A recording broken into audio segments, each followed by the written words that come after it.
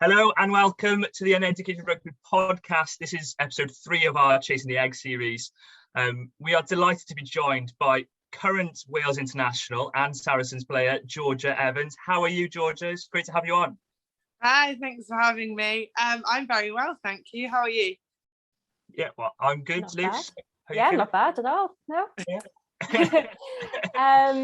The last time we saw you on the rugby field was late February, where you suffered a very serious injury in the 4th minute, playing against several of your Welsh international teammates at Bristol Bears. So yeah, talk us through what happened that day. Oh gosh, yeah, it was 12 weeks ago to the week. So on Sunday, playing against Bristol, it was a lush. I just remember it being such a lush day. And playing against Bristol was always fun because, like you said, it's like stacked with teammates from Wales. So we were all really excited. Went down there, and 4 minutes in, I just got unlucky. Really, got caught under a tackle, as you do every day. She rolled off and my arm didn't look quite right. So I snapped both my radius and ulnar in my forearm. So I did a good job on that, dislocated my wrist.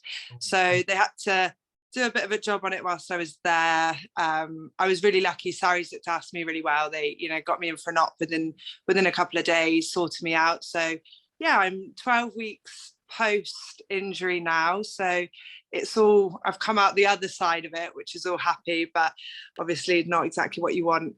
I think it was like 2-3 weeks out of Six Nations as well. So it wasn't great, but the girls smashed it, and it's been quite fun seeing the other side of it. So you have to go. I can imagine. I did see a brilliant headline that said something like "game paused for 45 minutes while player injured." I thought, oh, poor Georgia. They don't say how bad the injury is. It's just, well, the game was stopped. How terrible is that? It was so, I went down and I kind of didn't compute. So they were worried about a lot of things, but they were worried about the loss of limb. So they got the morphine in me on pitch, and they wanted to carry me off. And I was like, no, I can stand up. I've got my legs. So they got me in. And then people kept coming into the physio room, and I was like, players, and I was like, what are you doing in here? You should be playing. And I had no idea. And obviously they pumped me full of drugs, and I was like, I don't know why you're in here. Thought I was hallucinating. And everyone was like, no, the game was stopped for a good hour for you. And I was like, I am so sorry. Well, in the change rooms, listened to me screaming in pain. I was like, I feel so bad. But yeah, I did apologize afterwards. I really don't think you needed to. Oh, bless you. Yeah. Well, we spoke a little bit just then, didn't we, Lisa, about when you're likely to be back, Georgia. You were hoping end of season, but you've had a small setback, you were just saying. Yeah, so I was very hopeful. When I done it, I obviously panicked. You think of all the things you're going to miss, and the worst thing for me was like, oh my gosh, it's World Cup year. When I found out it was broken bones, I was like, brilliant. That's pretty much the best case scenario in a really bad situation. For any contact athlete, you know that you'd rather break a bone than do ligaments and all that stuff. So yeah, they said 12 weeks minimum would be the optimistic timeline. 12 weeks bang on my injury is this Sunday, which is obviously semi-finals. So I was crossing my fingers, crossing my toes. I've done everything I possibly could. I've had all the machines on it, done all my running, all the rehabs. But unfortunately, my radius has healed lovely, looks lovely on the one side, but my ulnar is just not quite there yet. And one nasty bang and it will be gone. So to err on the side of caution, unfortunately, the 12-week optimistic mark was a no-go for this week. But if the girls do a job this weekend, get through to the final, I'm hoping, again, with everything crossed, and that it actually starts, it's healing, but it just gets to that point where I'll be able to be cleared to play. So let's hope for the final. I just, bit of a run out at the end, and it would be quite nice to be back this season. And I know I did it a couple of weeks, 12 weeks ago, but it'd be nice to get a run out before we have time off. Yeah, I can understand that. I broke a bone playing rugby. This sounds like a sob story, doesn't it? Yeah, I've talked to you about this 15 times. I broke a bone in my leg. That's the classic male story, isn't it? I would have been professional had it not been for no, I was an average / terrible rugby player who broke a bone in his leg, and I took 2 years out because I could face it. I was wondering whether we'd see you with an arm guard going future, because we mentioned your cousin is Kerry Sweeney, possibly following in his footsteps. So that look. I messaged him when I was looking, so it got to about 8 weeks and we're like, right, this could be positive now, like we can aim for 12. So aim for 12. So I messaged him straight away and I was like, hey, where did you get your arm guard from? Straight away was, why are you copying me for? Brilliant. So he no, but he's been brilliant and like gave me a bit of advice and stuff. So he sent me over. So I am matching him now with the arm guard in training and when I return. But the difference will be, obviously, it's going to be pink. Yes. So it'll be a bit different to what he usually wears. Yes. Well, talking about pink accessories, you are quite recognisable on the pitch wearing a pink bow. What's the story behind that? I wish. I love and I hate this question, but because I wish I could tell you like some really like sentimental story or lovely story. But it's quite pathetic. I literally wore it my second game for Wales.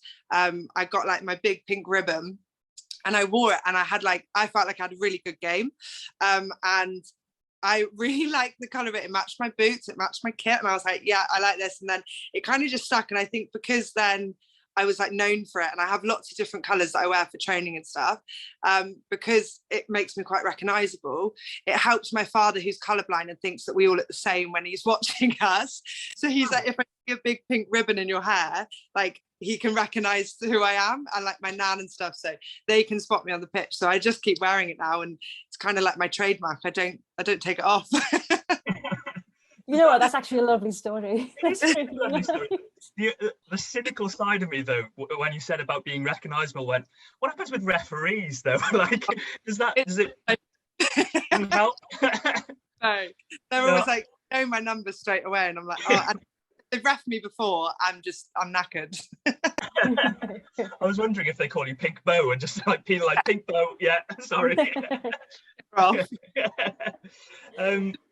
Yeah, well, we've talked a bit about you, but we haven't heard the start of your career, and we'd like to talk about that. And how did you get into rugby? What's your first rugby memory, really? So rugby memory wise, like I have loads going back. So I used to watch my brother, watch my cousin, like the same old story, like would watch them all the time, watch my cousin's career unfold as I was growing up. My brother was a very good flanker, like played locally and then went to district and stuff and followed all of that. But I think for me, like I never knew it was an option. Like I grew up in Somerset and Yeovil, and it was never really an option for me to play at that age.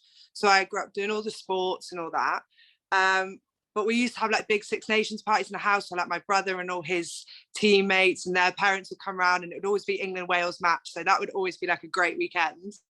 So that was like my favourite memory of like rugby growing up. But I took it up when I was 17, so I was quite late, and it was in college when netball wasn't probably going my way. I fell out with the coach quite a bit, and then like my rugby coach like approached me and was like, do you want to try it? And I kind of never looked back, and it was the one thing that like I stuck with for more than, I don't know, a year. And I was like, this is a sport for me. So it was kind of like it fell into my lap at the right time, and I kind of stuck with it then. And going through it, I went through it a lot with my brother. He did, unfortunately, he got injured at like a really bad time when he could have been, going professional way. And that like really stuck with me, like his hard work and his dedication to get back like really pushed me on and spurred me on. So I think going through that with him at that time really helped me realize that rugby could be potentially a career one day. At the time it wasn't, but now it is. So yeah, it's pretty much like standard. Grew up watching them, and then it kind of I fell into it essentially. Brilliant. So you started at quite a late age then. You're obviously part, as we know, of the Pontyclun Falcons family. What age did you move to play for Pontyclun, and how important was that experience to your development, really, at the start of your career? They and I'll always say I big Lisa up. Lisa Newton's amazing, and her head just gets bigger every time. But I moved so I did a year in Yeovil, and I played in Yeovil College just for college. Then I moved home to Wales, and I played with Ynysybol for 2 seasons, which is my local club. Didn't really think much of it, like as in rugby could be a career for me at that time. And then Pontyclun needed players one day, so I was like, yeah, why not? I'll challenge myself. They were top of the Premiership, so I was like, why not? I'll go and try. And we went to Carnarvon, which everybody knows who's ever done that trip. It's like a 4-hour bus journey. Always fun. But like I was thrown in with all these girls who are absolutely amazing. And it was the best way to get to know them and to see if I enjoyed it. And I absolutely loved it. And from that day I was like, right, I'm signing. So I went there, I think it was 2017 or maybe 18. I might be wrong. Around that time. And Lisa was just like phenomenal. Within like 3 months of me being there, Cardiff Blues had picked me up, asked me to go and train with them, and then Wales come calling after my first game with Cardiff Blues, which was unbelievable. And that was the first time that I probably took rugby seriously and was like, oh, this could actually happen. And Lisa had like a massive part to do with that. She and the girls that were there, like they are such a family. They looked after me. I probably wasn't in the best like personal life. I probably wasn't in the best frame of mind, so going there, they just looked after me, you know, they took me in as their own. They were amazing. And Lisa just had my back the whole way, like pushing me on the field. She'd seen potential in me, and we worked quite closely. You know, she was a flanker, worked really hard with me on my skills, on my development, but also like on my mental side of things. So like that, I can't thank them enough. And from being there, I am where I am today. And leaving there was probably the hardest decision I've ever made, because like I said, it is such a family and they looked after me so well. But I'm still in contact with Lisa. We still talk about games and talk about tactics and all this stuff. So she's brilliant, and I can't thank her enough for what she's done for me and my rugby career. Like it's insane.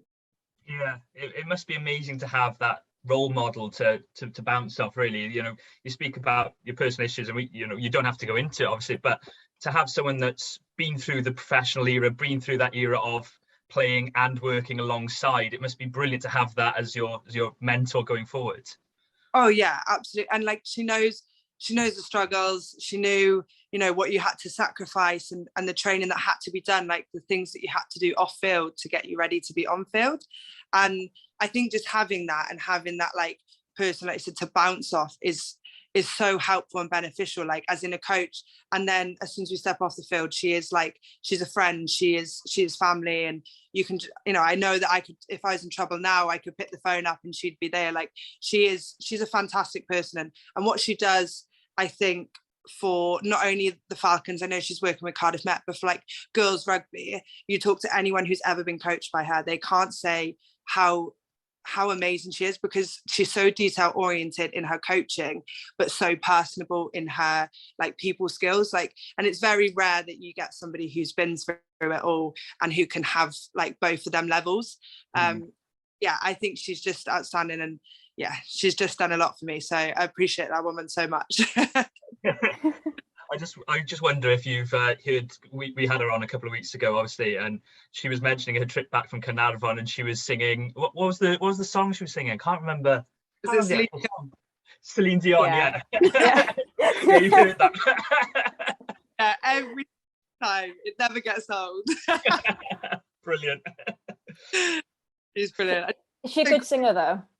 So you can't beat her. Yeah, is she a good singer? Ooh. I can't give her that accolade too. I'm not. So I think that's what she said to us, was that she enjoys singing as opposed to having having an ability there. In fairness. Yeah, we're not giving that to her. So they didn't give. Right, okay, moving on from Lisa for now.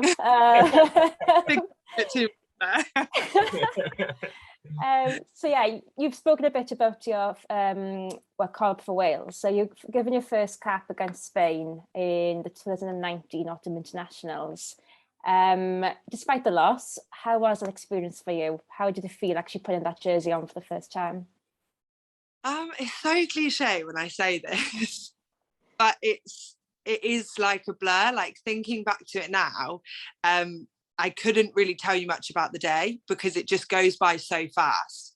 But there are moments like putting on the jersey, running out for the first time, like looking around, there was like a massive crowd. It was like an arena, and it was an unbelievable day. It was lovely and warm, and like I just remember things like that. I just remember seeing the crowd singing the anthem. Was probably the first time that I like struggled to sing it, because obviously it's the first time with that jersey on. It was unbelievable, and having my parents there as well, like having my mum and my dad, they flew out to see it, and that was really special because, you know, we never really thought it was an option that I'd ever play for Wales. I never really thought that it would happen. So when it did, that was really special to have them there, and to know that, you know, they're so proud, and everything they've given up to let me live my dream was unbelievable. But it's like, it's a feeling that you can't describe unless you've kind of been there, because it is, you're playing for your country, you've done all this hard work, and you've worked so hard for something for so long that you never thought that you would even touch. Like, I've watched these girls play for years and never thought that I could play against them, let alone alongside them. So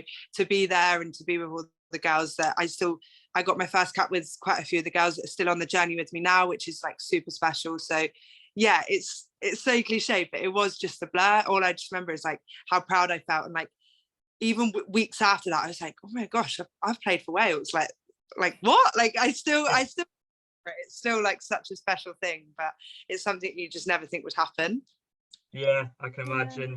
We've seen the photo of you with the cap on the socials. Is that where's the cap now? Is it at your home? Is it at family members, or?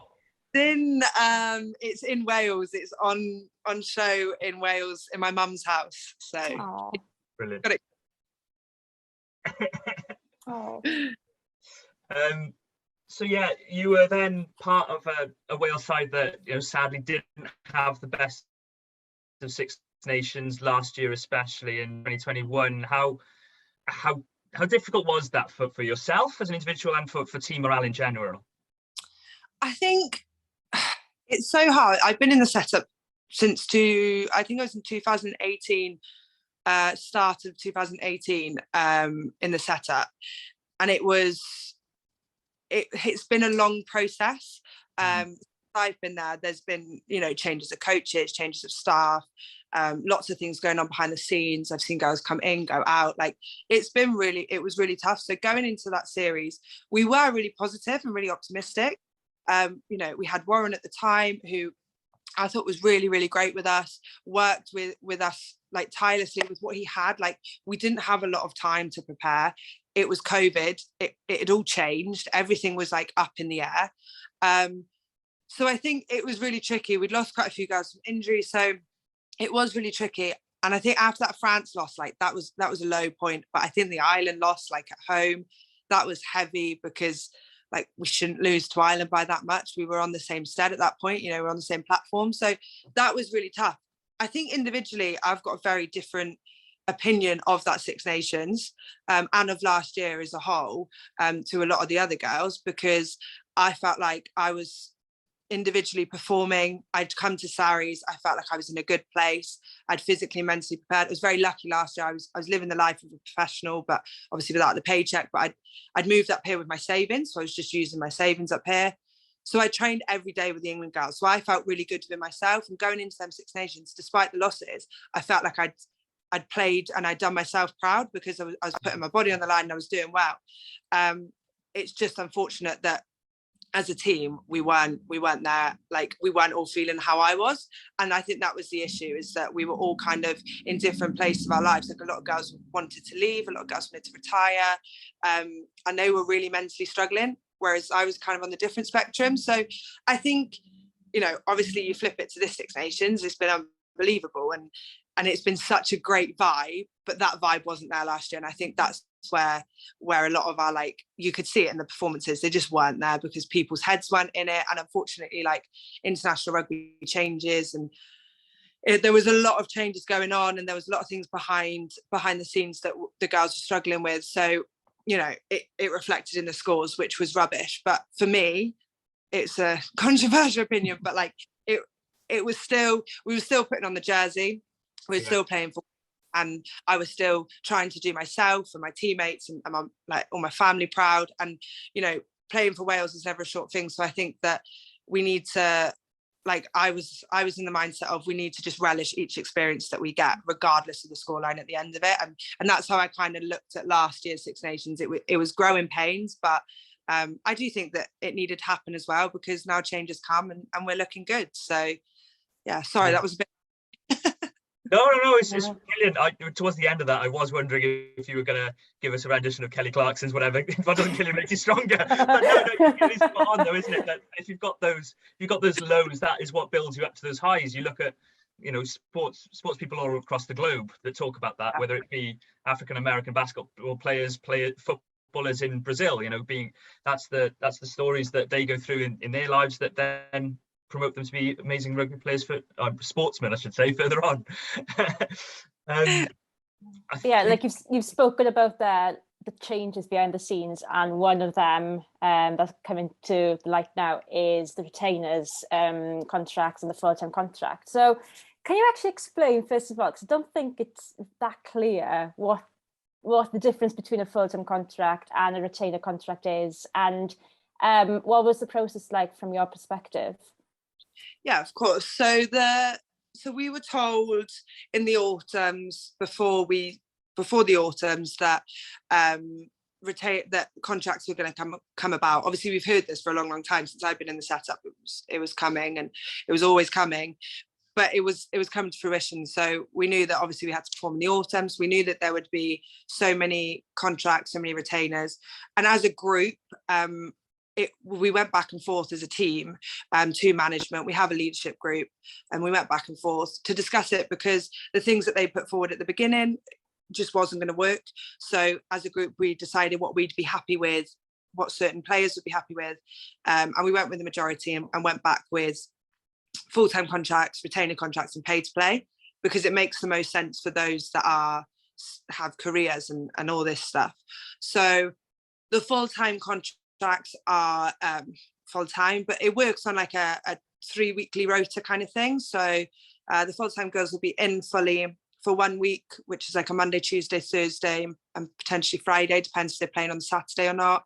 The second week it will be like with no club, and then like the second week you'll be released to club, but you still have to train with Wales.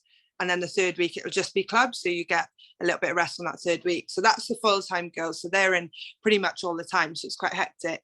And then they go to clubs. And then with the retainers, it changes for everybody. So for me, because I'm up in London, obviously the travelling is still quite far. I go down to Wales once a day, but I still take the 2 days off work. So I'm in work 3 days. So I'm in Monday, Wednesday, Friday. And on Tuesday and Thursday, I'd be training. But it changes as to whether I'd be in Wales on the Tuesday and Thursday, or whether I'd be in Saracens, depending on where we are in the season.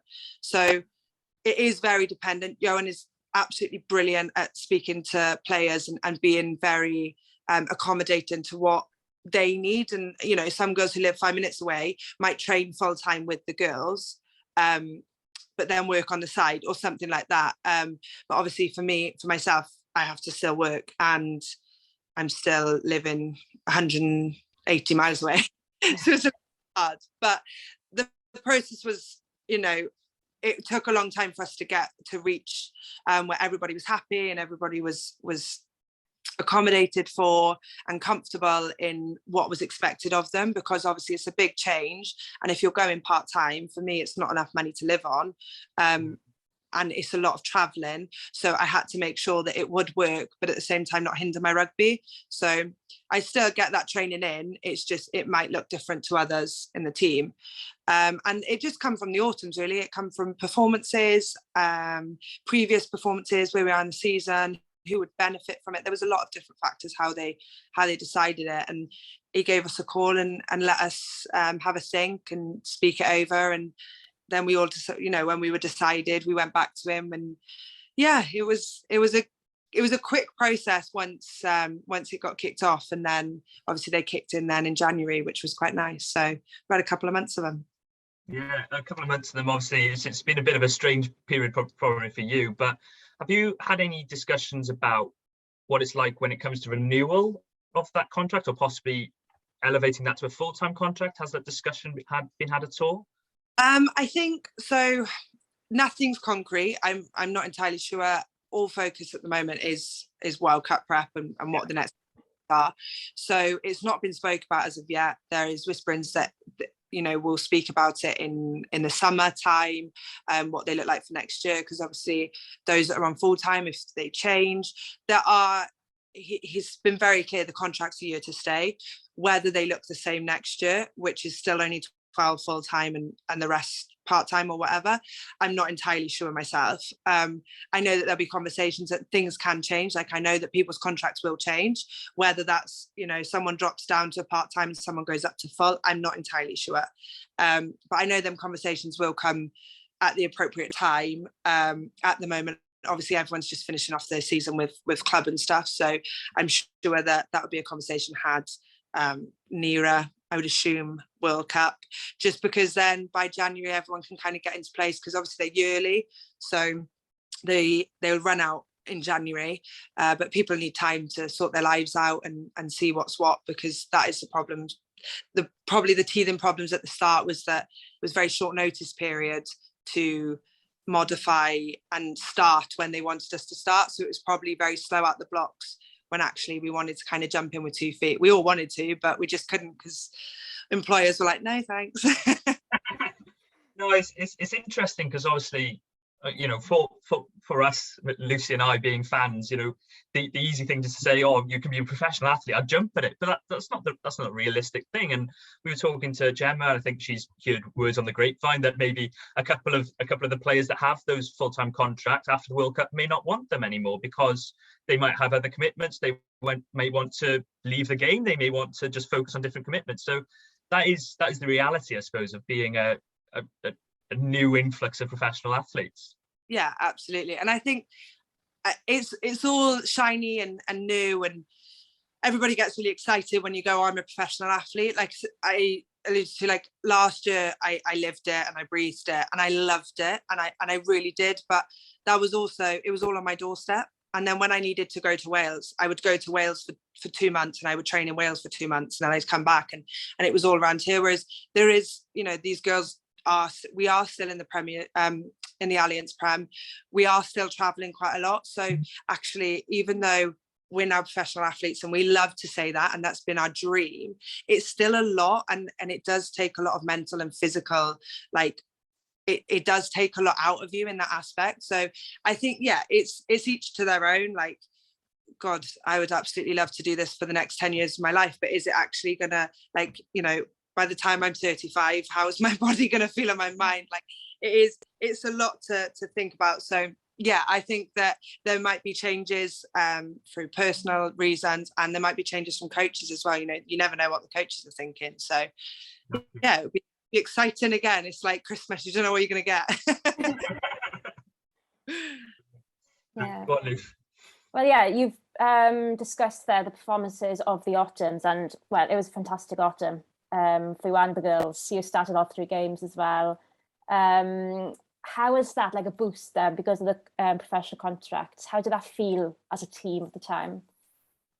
I think the autumns were a great kickstart to what then transpired into the Six Nations. And I think that was unreal from the girls. Like, they've been absolutely outstanding. I think the autumn, it was just such a good vibe. Like, there was a few new girls in, like new caps and younger players, and I think we were all just really excited to actually be back together. And like, even though it's very, like, there is a lot of old faces and we're all still, like, a few of us have been there for a few years, it felt like a new kind of, I don't know, like camp, like new environment. Like, everyone was just so positive, and I think that comes from, like, they're seeing light at the end of the tunnel and they're seeing change. Like I said, a lot of girls were burnt out after last Six Nations, didn't know whether they wanted to carry on, whereas there was now like this kind of new energy from everybody, and it was all then put into rugby, and then obviously it showed us the performances on the field.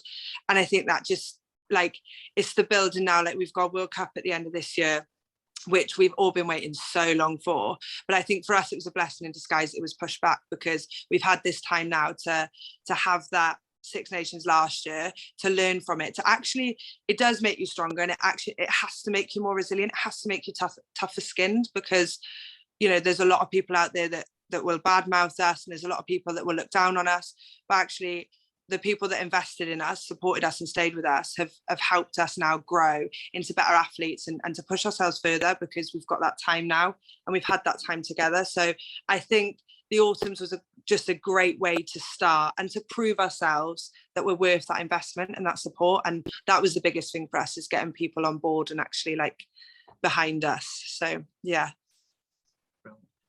Yeah, you definitely got that from the fans, especially. It was just wonderful to see at the time. The support, and then going on to the Six Nations then, and the record crowds. So obviously you were unfortunate to pick up an injury 2 weeks prior to the team announcement. How difficult was that for you mentally at the time? I think at the time I broke it down. So when I did it, I was like, oh no, like World Cup, like Six Nations, everything, just like it was crazy. And then after I got my surgery, like I waited and like I stopped crying. After the first day, I like didn't cry. I was like, get surgery done, think about it afterwards. So I got the surgery done, sat down. I wrote out my rehab plan. I wrote out my weeks, my days, what everything looked like, what I was going to do, where I was going to go, because I needed to focus solely on myself. And I didn't go into camp a lot. I did go in and out of the camp for Six Nations and seeing the girls and be a part of it. But I know that this Six Nations was such a big deal, not just for myself. I'd love to have been playing, but it was such a big deal for the whole squad, and for this contract thing to have come about. Like, it was our chance to prove ourselves again, to prove our investment.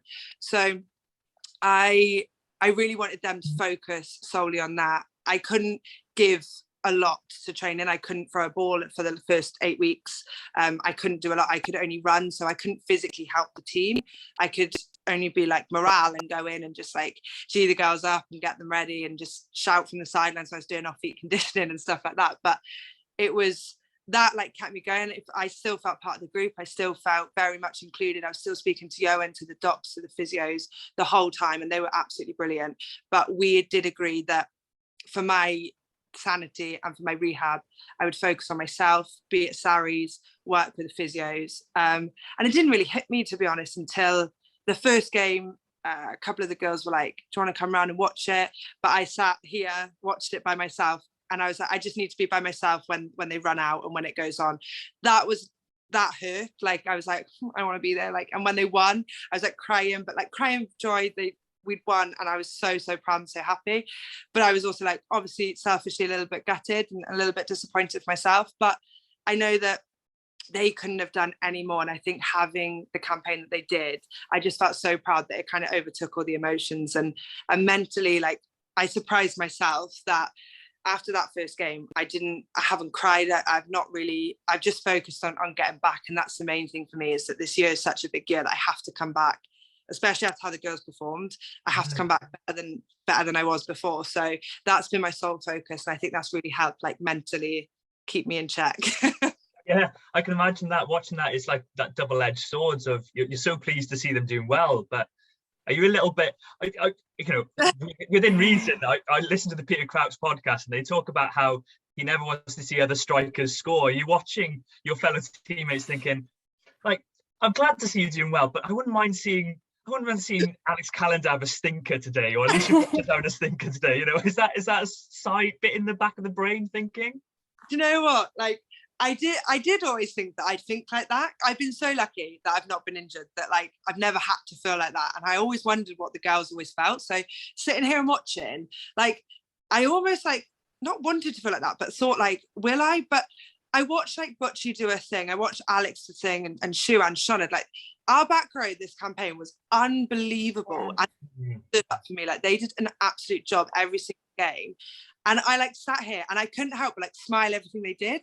And like, I don't know, you might want to hate them, but like, I can't. Like, I love them girls so much, and they did so good that I was just like, even if I did feel like that, it just overcame with like, I was so proud and I was so happy. And like, every time I see them, I was like, you absolutely smashed it. Like, I sound like I'm bigging them up all the time, but I'm like, you were outstanding. Like, our back row was just so good. And yeah, I just don't think I could feel like that. Like, it's weird. Like, I'm gutted because I'm like, I want to be that person, but I don't too bad. Does that make sense? Yeah, that's perfectly. It's more magnanimous than I would be. Definitely, I'd be there. I'd have the knives out just to work away. No, it's interesting. I was just wondering. Obviously, you played second row. You've played six. Where does Georgia want to play? Frankly, if you ask anyone, they know all the answers to this question. I am a back row, so I love six. I can play eight. I've played 6 and 8 for Wales and then moved into second row. But to be honest, I always say, like, I prefer not to stick my head there. But if it means I'm on the pitch, like, oh well. I said that would be the answer, didn't I, Liz? Yeah, I did, yeah. As long as you're on the field. Yeah, you sort of touched on it then when you're talking about the support you had from the WRU, because, you know, you look at these professional contracts, you spoke about the fact that they were quite sudden in coming in, and then the fear is that the support structures behind that may not be in place. And you look at people like David James talking about how difficult it was for him when he had to stop playing because of injury. And would you say the support structures are in place, therefore, should the worst things happen, such as injury or worse? I think it's getting better. I think it's teething problems. So we're all trying to figure out a way to, like, how best deal with stuff. And I think I was the first one. Well, I am the first one on a retainer that got injured. Obviously, it's annoying. They're paying me. I'm not there. But at the same time, it's kind of like, I don't know if it's like an unwritten rule, but where you get injured, usually wherever you play, you kind of do your rehab there. And I think Casares did such a good job at getting me through my surgery, setting up my rehab plan. They kind of have looked after me, but they're very collaborative when it comes to working with the WRU. So I know that my doc and my physio have been in constant contact. Obviously, I don't know all the ins and outs. I just know when I'm ready or how I feel. So they talk about all the scientific stuff and what's going on. So they're very collaborative when it comes to that. I think, you know, if the worst was to happen, I think there is definite support there, and they're looking to get all these. We have got all these people coming in and out of the program that are looking to work with us, you know, like mental skills coaches, what is life after rugby, people that will work with us, that how do we balance actually being on a retainer and working. I know that they're really interested in working with these people to actually see how can we better our performance, our training and all that. We're all in different situations. So I think that I have faith that if anything, I haven't actually asked the question, which is really silly of me, but if the worst was to happen and say I had to retire now at 25, I know I have faith that they would have something to look after me and to work with me on how that looks and that transition looks, because they've both been great. And I could have gone to Wales for my rehab. I easily could have done that, but it was just the case of Sarries. I did it at Sarries. It made sense when Six Nations is going on. The last thing I want is a physio to be looking after me when she should be looking after the girls that are going to play. So, you know, they've been brilliant. So yeah, I have all the faith in the world, but I don't have an answer for you.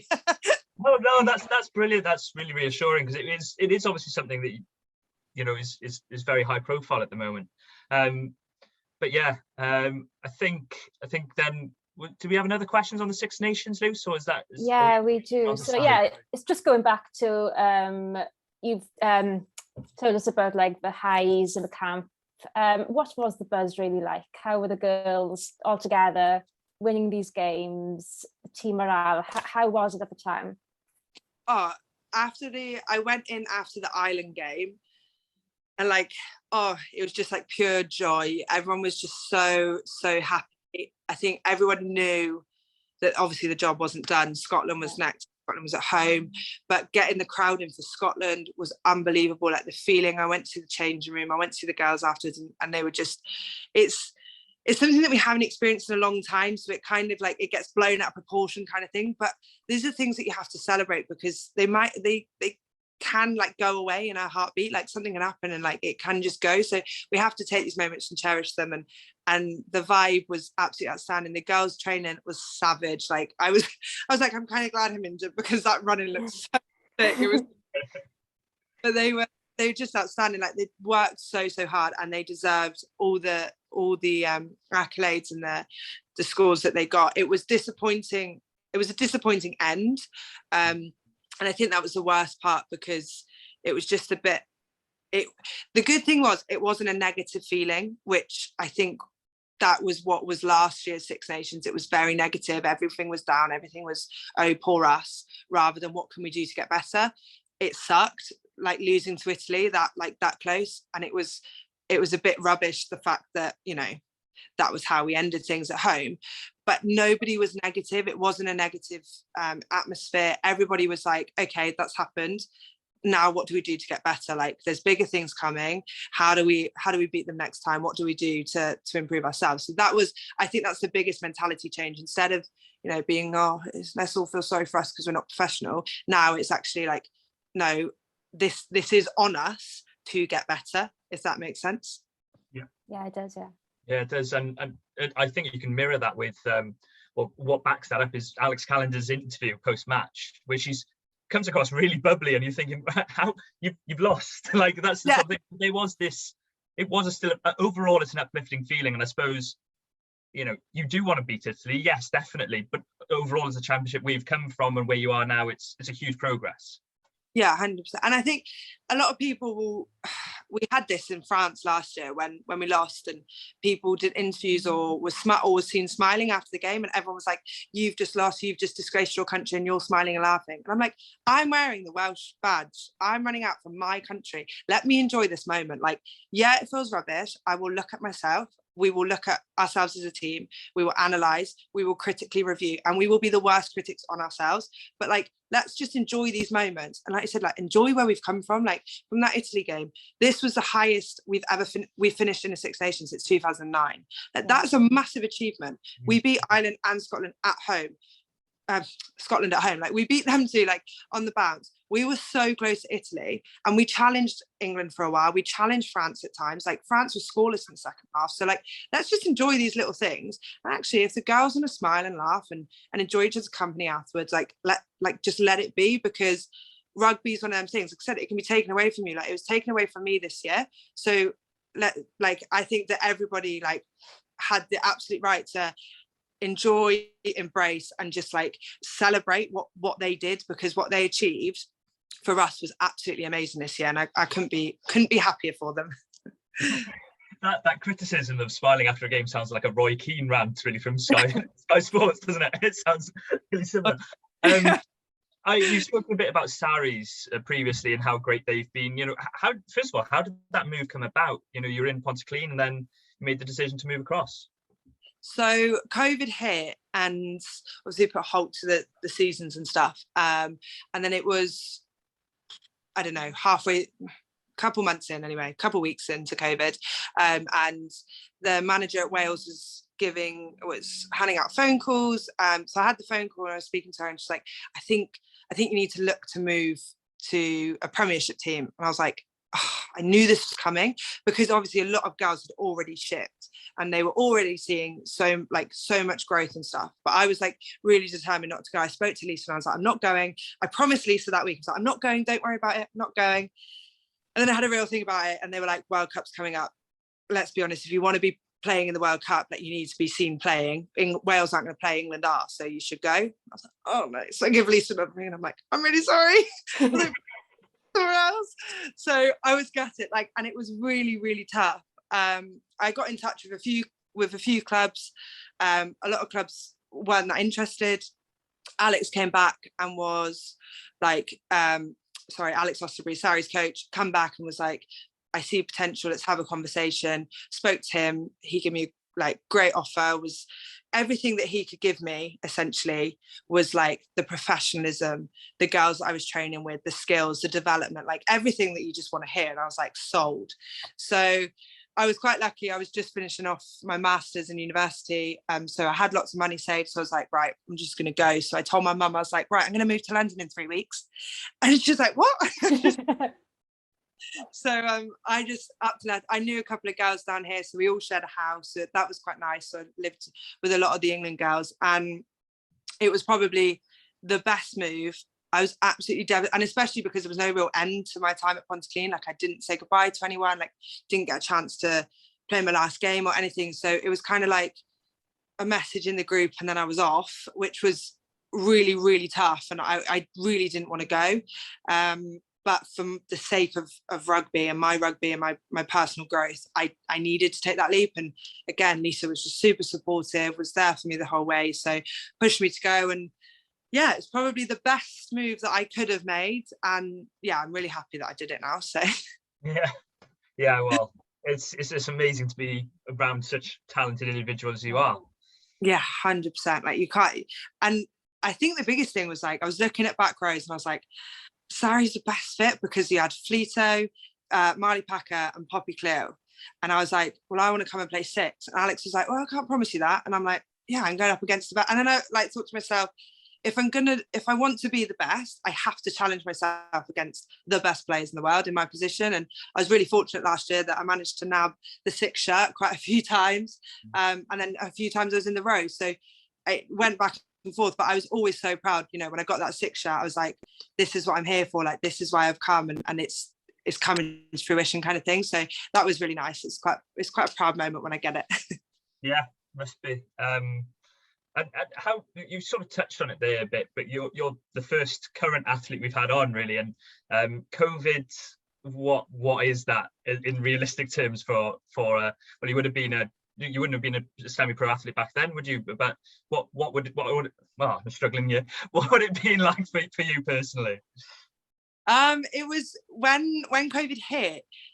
We were still we had 1 game left of Six Nations. We had Scotland to go in the Six. So we were still thinking that was going to be pushed to the October as followed the men's. So we were still thinking we were going to play it. So we still, you know, there was still a massive onus. It pushed a lot from Wales, and I think that's probably the difference between like the Welsh clubs. Like, the Welsh clubs didn't really do a lot, couldn't really do a lot with us.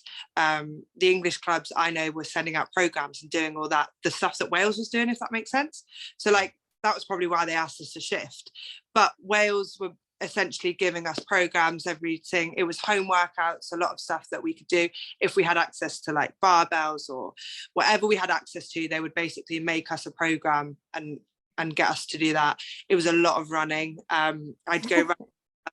He was joining the Marines not long after, so he was like, let's go running together. And at the time I thought it was a great idea. Afterwards, absolutely not.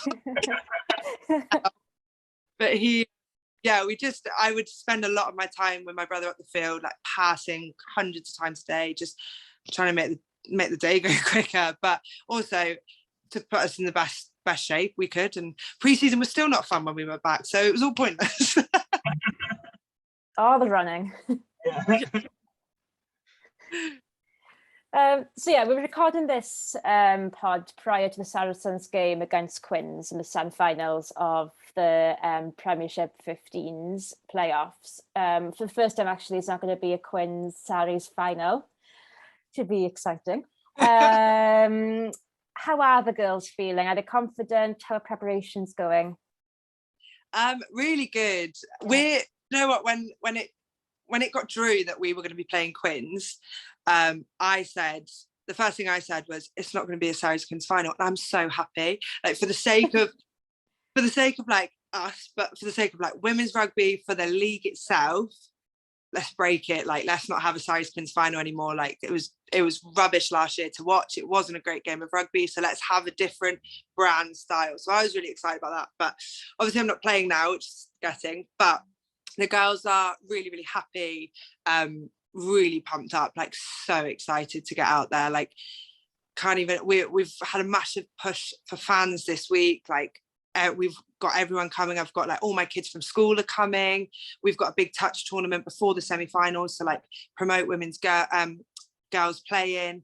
There's a lot of us Sarries girls that aren't playing that are going to be down there in the morning, like working with the girls. So that's really exciting. And I think just overall, like, it's just buzzing to get out there and to play Quins. You know, Quins smashed us at home before Christmas, and then we smashed them at their home, like post-Christmas. So it's a battle because it's 1-1 at the minute. So this is going to be the decider. But I know that we just can't wait to get going. And preparation's been so good, like intense, but we've needed them a couple of hit outs. You know, Exeter 2 weeks ago wasn't great, but last week at Wasps, we found a way to win.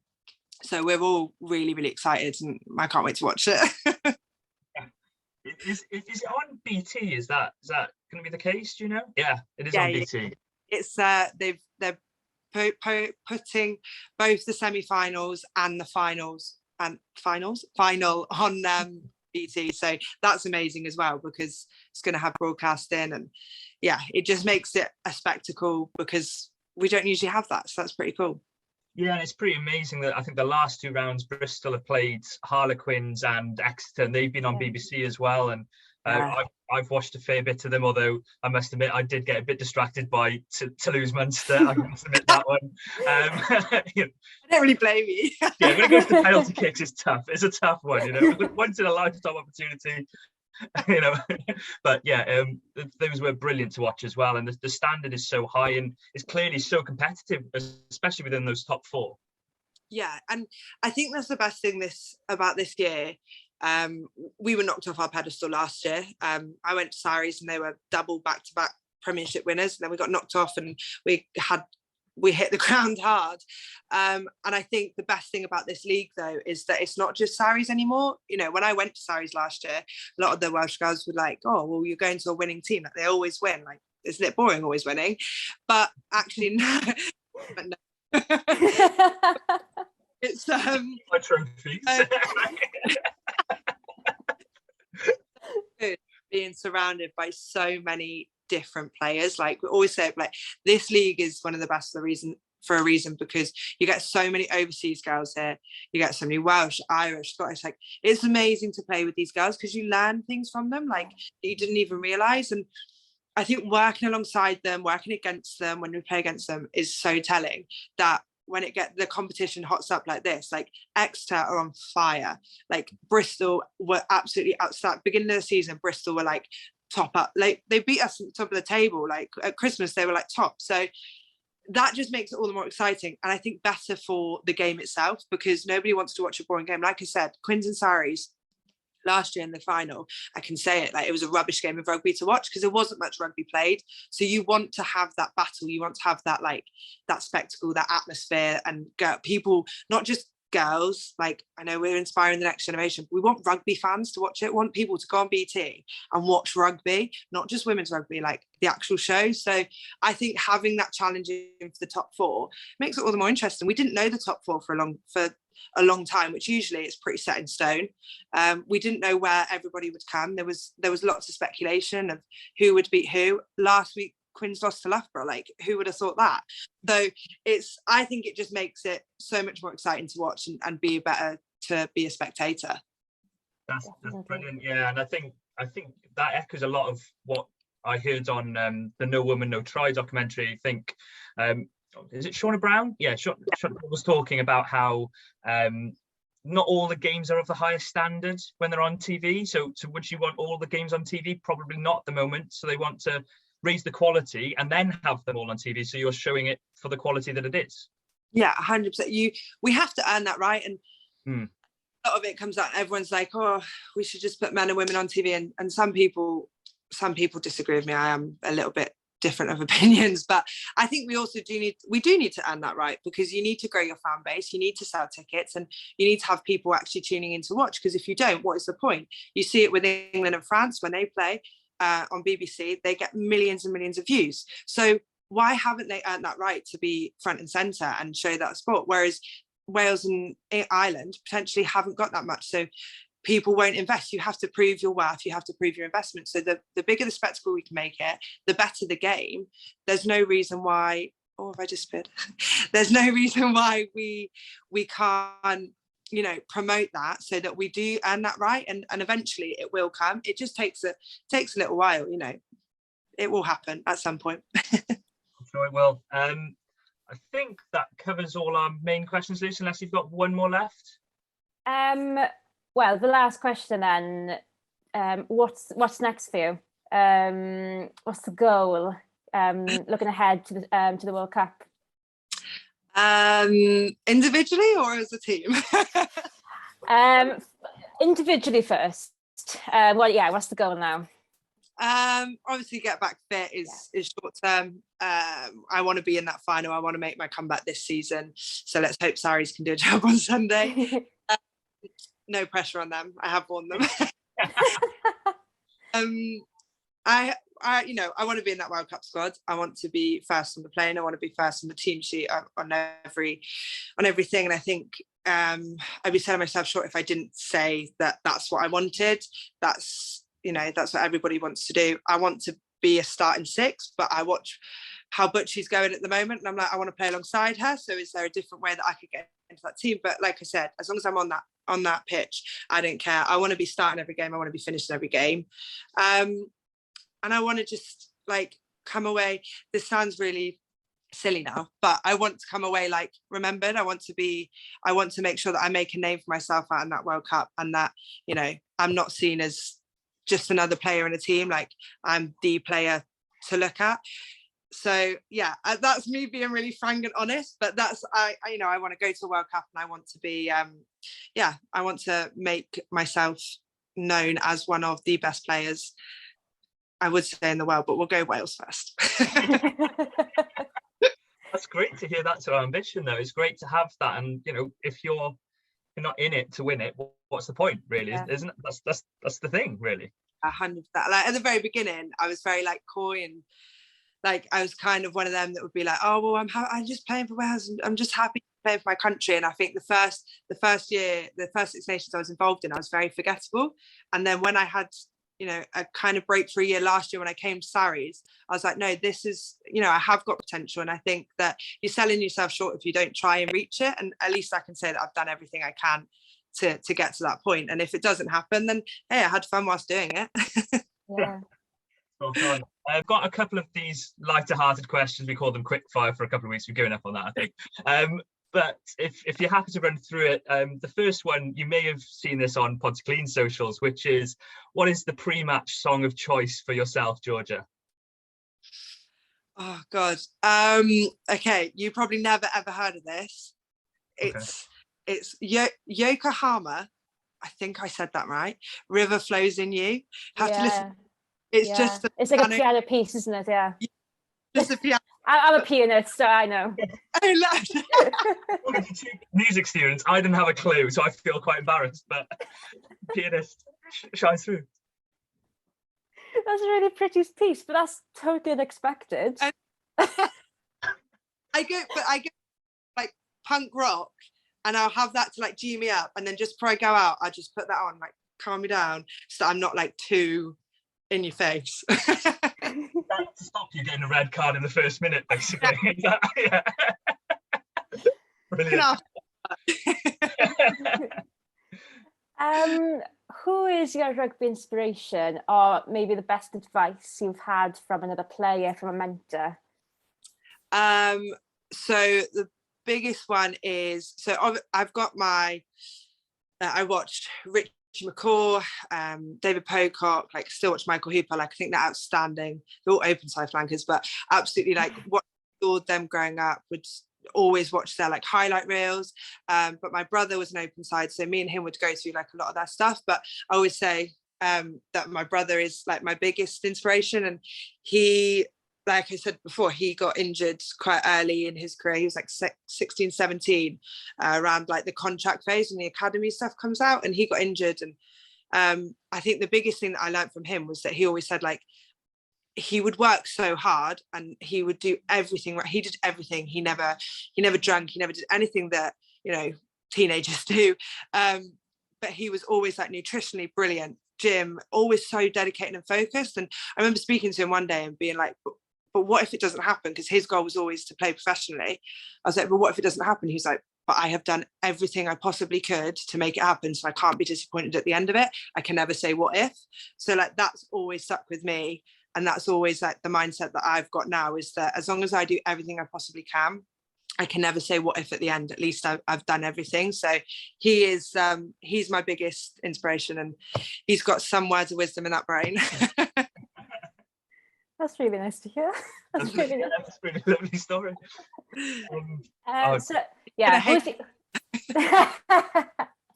I've got a big brother, so I understand. Yeah, you don't. Yeah, I'm the only child I know. Toughest opponent you've played with, and also played against? Do they have to be the same person? No. Okay, who's the toughest person I played with and against? There's quite a few. I think toughest person to play with. I would say these are not quick fire because I'm taking forever. You've got a short list if you want. It's up to you. I would say Poppy and Marley, and I'll put them both in the same. They are two the same, both with and against. I think they challenge you on the pitch to be better. They're absolutely amazing at doing that and like getting the best out of you. And they really like push you around the park. I think against, again, them two, I played against Marley in a couple of games and played against Poppy in my first Six Nations, and she was an absolute menace. She scored like 3 tries and she was just a pain. So like they're just their overall skill set, Marley's aggression and her work rate is unbelievable. Poppy's like knowledge of the game, reading, her offloads outstanding, and they're quite hard to defend. So I think you've got to match them in that, which is great when you're playing with them. Playing against them, I just know. I think there was a great moment after the Wales-England game where Marley Packer and Sinead Harries were talking, and I think Marley said to Sinead, "Oh, you're a nightmare to play against." And I think Sinead said, "And you," or something. So there's still that mutual respect of disdain, really, on the rugby pitch, which is brilliant. The next one, probably generic rugby question that everyone wants to know: who's the best and the worst roommate that you've had the pleasure of being with? Ooh, that is probably Meg Webb, because she is as terrible at timekeeping. Actually, I don't know if that makes her the worst. Yeah, probably. We're best. We're both fake tan, so it stinks in the room. Like, but like that is probably the best to have. Yeah. You know, and the worst would probably be, and it's not bad things, but like Rob Locke or Abby Fleming, both tired. Abby Fleming probably, because I would get up at like, breakfast is at like 8:30. I'm up at 8:25, and I will roll out of bed and I'm in breakfast. Abby's been up at 6, stretching at the bottom of the bed, and like she's done all her stuff and she's like ready for the day, and I'm like, no, that's a lot. That's so much. At 6 o'clock is way too early, and she's like stretched and rehab and done everything, and I'm like, no, let me sleep. I love that. Okay, who is the biggest joker within the Welsh squad and also again in the Saudi squad? Biggest joker in the Welsh squad? Probably Bethan Lewis loves a joke. She loves to wind people up. Her and Keris are absolute clowns. I've seen the TikToks, to be fair, yeah. Yeah, like absolute clowns. And Donna Rose is quite a big joke. Donna and Keris, they always come in pairs. Donna and Keris as well, they're terrible. So probably them 4 are the worst, biggest jokers, not the worst. And then in Saris, it's got to be Hannah Bottoman. She's just always doing something to wind people up and play a joke, so she's great. We need that. Yeah, clearly. What's your favorite stadium you played on? Is it, you played on a couple of 4G pitches now, you've got Saris and you've got the Cardiff Arms Park. Do you like 4G pitches for a start? Yeah, the 4G pitches are nice. They're faster, so they are good, and it's less washing. Like, there's no mud stains and stuff to get out, so it's always a plus. I'm not as big a fan because I was thrown across the park by a 15-year-old New Zealand guy when we were playing there against a New Zealand touring side, and I was like, yeah, I'm done with rugby now. It wasn't meant to be for me. So which would be your favourite stadium? Is it one of those two, perhaps? Funny enough, every time I've been to the Stoop has been outstanding. Like, the atmosphere in there has always been incredible, and I know that it's probably made better because there's a lot of fans and there's a lot of crowd, and I think you put a lot of crowd in anywhere, it's going to be amazing. But definitely the Stoop has got to be up there. One of my favourite memories. Every time I'm there, it's just unreal. But I will say StoneX is pretty, like, it's like home, and I think because I'm here so often as well, like, it is home. Cardiff Arms Park when packed though, I don't know. Cardiff Arms Park. Fair enough. Can you tell us of any maybe future prospects, future youngsters you can see that are coming through, players that we can maybe look out for in the future? Is there anyone that's catching your eye at the moment? The one player who I have seen, and I'll always remember her, Jess, the Ospreys captain from under 18. She's just come through under 18s Wales as well. And she is, I can't think of her last name. I did tweet her the other day, but she's the captain for Ospreys under 18s, just done Wales under 18s. And the way she holds herself, the way that she plays, the stuff that she says just is amazing. She is, we said when she walked past me and one of the girls speaking, I was like, there's future Wales captain, like she's fantastic. So she's definitely one to look out for. Jess Rogers. Jess Rogers, is that, yeah, Ospreys? Yeah, that's it. Yeah, she's it's come off the top of her head. I can tell Lucy's is that Google Luce? yeah, it was. she's brilliant, so I can definitely see her being in a Welsh shirt. And yeah, unfortunately I didn't see a lot of the emerging stuff, like the regional stuff which went on, but I just know that I watched a lot of their highlights, and some of them girls, like you could throw a stick and you'd hit someone who's going to be next in the Welsh shirt. So yeah, they all looked outstanding, and I'm hoping that in the summer I can be back and I can be in and around their camps a little bit more, because I'd be really interested to see what they're doing and how they're going.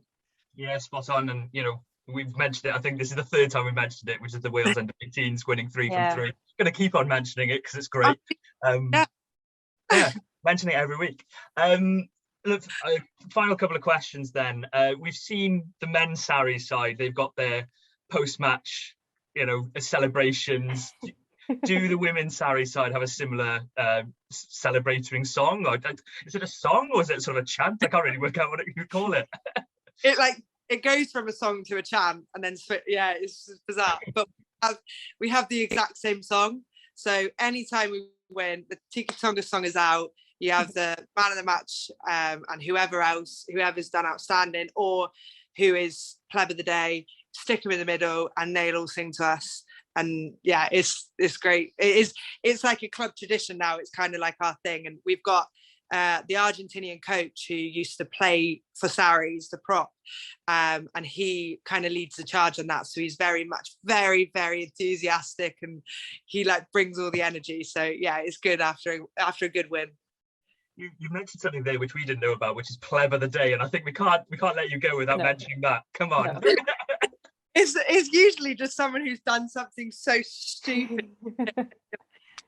Okay, Have you ever been is awarded the right words, or anointed pleb of the day?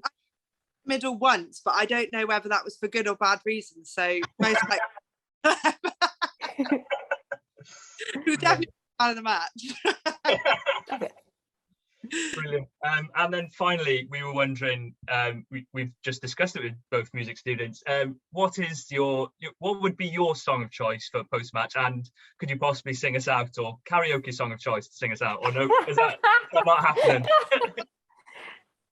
I don't know. I'd probably have. I don't know. What would I have? Oh, I don't have one. That's terrible. Probably something like Summer of '69. Yes. Or something like old school, like, yeah. Do you know? Yeah.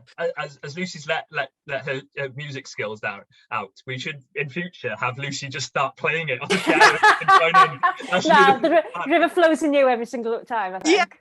Yeah. Any chance, Lucy? Or is that not happening? I know there's a keyboard in that room, so no. Definitely not.